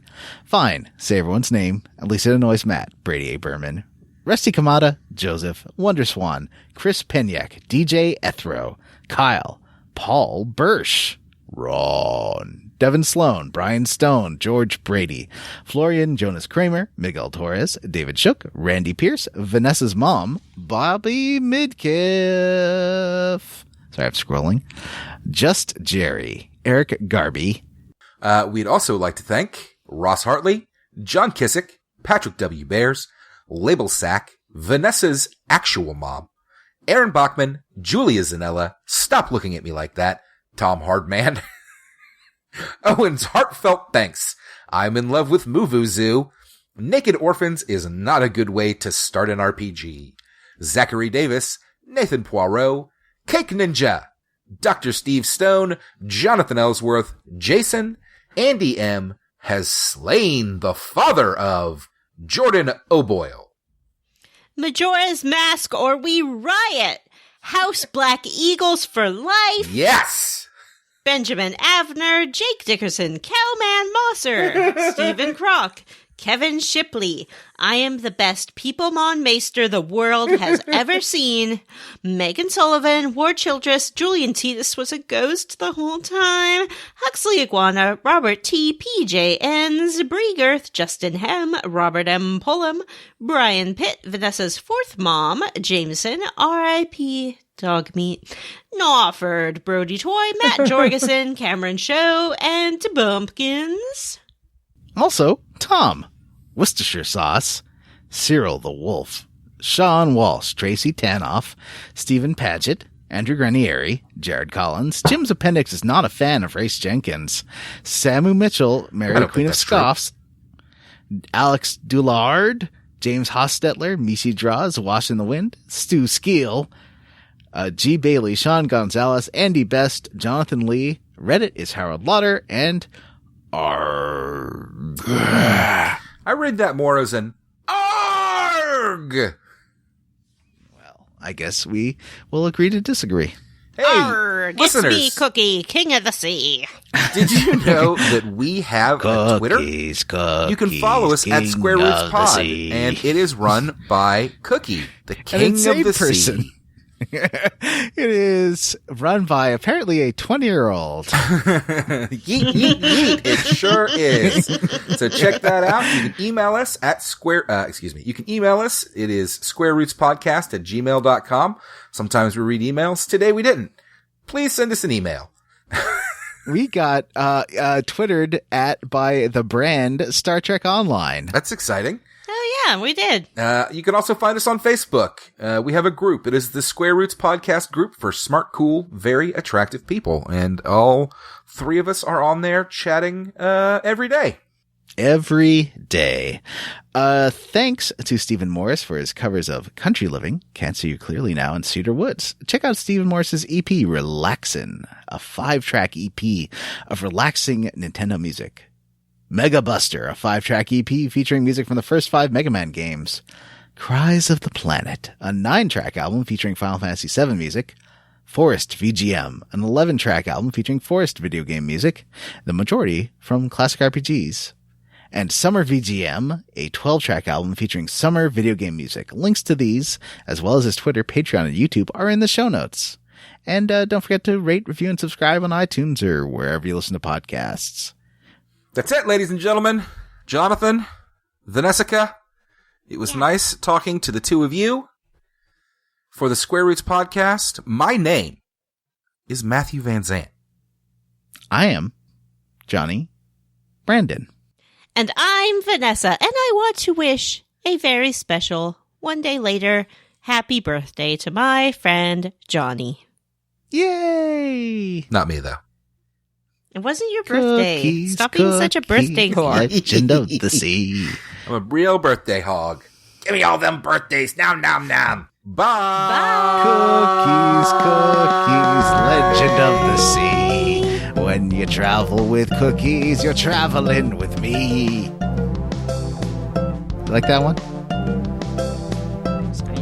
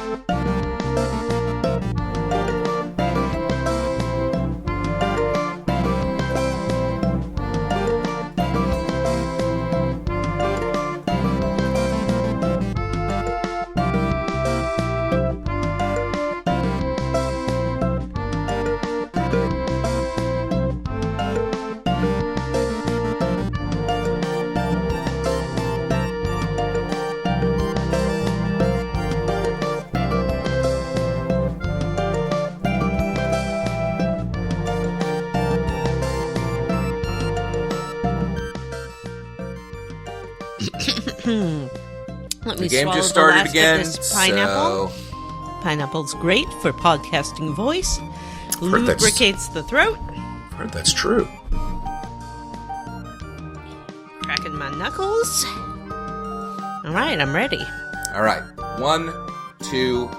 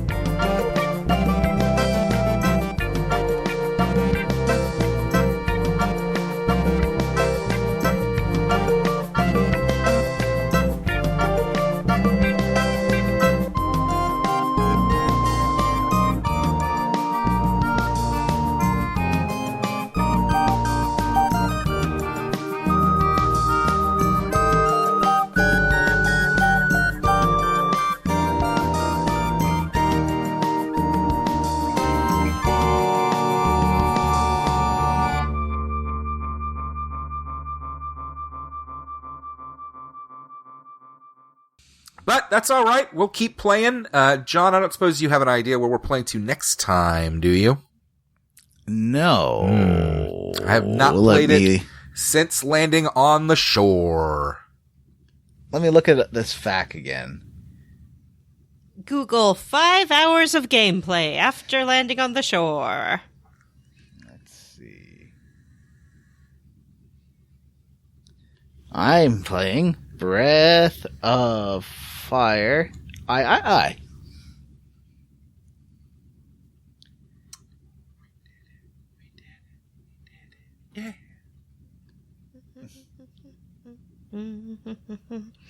Cookie sailed the sea. Cookie was looking for a fish or a mermaid or something else to be. Cookie saw some St. Elmo's fire gathered round the mast. Cookie saw a kraken, and he was quite aghast. Cookie the sailor, he's crunchy on the outside and chewy on the inside. Cookie the sailor, bake him at 350 degrees.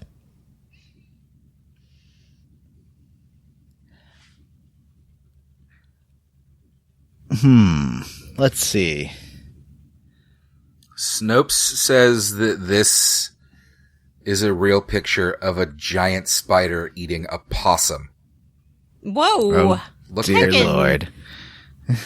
In Australia. I'm never going to Australia. Big ass spider. I'm never, ever going to go to Australia. That's like a Skyrim-sized spider. It is.